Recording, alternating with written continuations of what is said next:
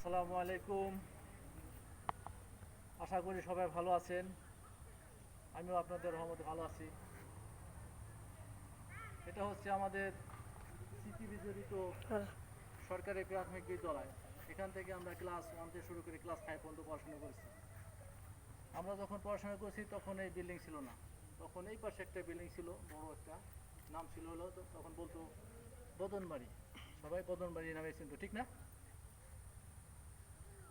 হয়তো থাকে না, ওইগুলো আস্তে আস্তে সব আধুনিক হয়ে যায়। এখানে এসে এলো পুনর্নির্মাণ হয়ে দোতলা বিল্ডিং হয়েছে। তার নাম দিয়েছে চরখান খানপুর সরকারি প্রাথমিক বিদ্যালয়।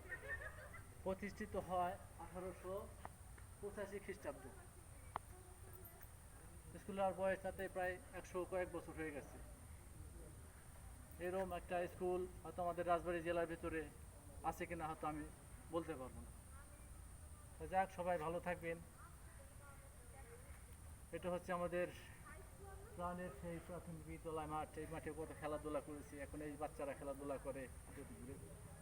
এই ছোট ছোট বাচ্চারা ফুটবল খেলে, ক্রিকেট খেলে, ভলিবল খেলে, আবার শীতের সময় আসে সবাই খেলে। তোমরা কি ফুটবল খেলো সবাই? না জি, বলো খেলো না? তা আজকে খেলাধুলা খুব।